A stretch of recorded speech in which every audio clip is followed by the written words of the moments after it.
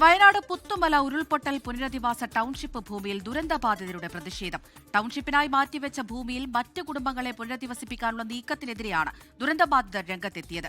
പുനരധിവാസത്തിനെതിരല്ല എന്നും പറഞ്ഞ വാഗ്ദാനങ്ങൾ പാലിക്കാത്തതിനെതിരെയാണ് പ്രതിഷേധമെന്നുമാണ് പ്രതികരണം. ഞങ്ങൾ വീട് ചോർച്ചിട്ടുണ്ട്. കിട്ടിയ അന്ന് മുതൽ ചോർച്ചാണ്. എല്ലാ കൊല്ലം പ്ലാസ്റ്റിക് ഇങ്ങനെ മാറ്റിയിടലാണ്.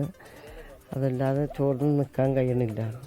കൂട്ടായ ജീവിതത്തിനും കൃഷിക്കും വിനോദത്തിനുമുള്ള സൗകര്യങ്ങൾ, കുടുംബങ്ങൾക്ക് സ്വയം തൊഴിൽ സംരംഭങ്ങളുമായി മുന്നോട്ടു പോകാനുള്ള സ്ഥലം, കളിസ്ഥലം, അങ്കണവാടി, ആരോഗ്യ കേന്ദ്രം തുടങ്ങിയവ ദുരന്തബാധിതർക്കായി ടൗൺഷിപ്പിനോടൊപ്പം സർക്കാർ പ്രഖ്യാപിച്ചിരുന്നു.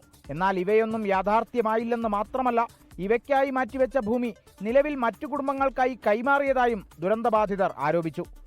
ഇന്ന് നോക്കുമ്പോൾ താമസിക്കുന്ന വീടുകൾ നിങ്ങളൊന്ന് പോയി നോക്കിയാൽ കാണാം. കാരണം മൊത്തം ചോർന്നൊലിച്ച് വീട് ഇപ്പോൾ ഈ അടുത്ത മഴക്കാലം വന്നു കഴിഞ്ഞാൽ ചില വീടുകൾ മൊത്തം പൊളിഞ്ഞു പോകുന്ന അവസ്ഥയാണ് വന്നിട്ടുള്ളത്. ഒരു അധികാരികളും ഇതുവരെ ഇങ്ങോട്ട് തിരിഞ്ഞു നോക്കുന്നില്ല. ഇന്ന് നോക്കി ഇത്രയും കട്ടിങ്ങിലാണ് ഈ വീട് നിൽക്കുന്നത്. ഈ മണ്ണിടിച്ച് കഴിഞ്ഞാൽ ഒരു വെള്ളം വന്നു കഴിഞ്ഞാൽ ഈ മുഴുവൻ വീടുകൾ താഴും. ഞങ്ങളെ മൊത്തത്തിൽ പൊട്ടി വന്ന ആളുകളാണ്. നിലവിൽ 50 കുടുംബങ്ങളാണ് ഇവിടെ കഴിയുന്നത്.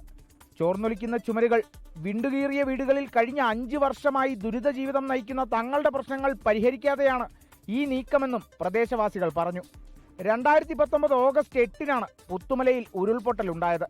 17 ജീവനുകൾ നഷ്ടപ്പെട്ട ഈ ദുരന്തത്തിൽ 5 പേർ ഇപ്പോഴും കാണാമറയത്താണ്. 24 വയനാട്. ലോകത്തെവിടെയായാലും ഏത് സമയത്തും 24 വാർത്തകളും ഓഗ്മെന്റഡ് റിയാലിറ്റി പാക്കേജുകളും എക്സ്പ്ലെയിനറുകളും വിശദമായി കാണാൻ ഞങ്ങളുടെ യൂട്യൂബ് ചാനൽ നിങ്ങൾക്ക് സബ്സ്ക്രൈബ് ചെയ്യാം.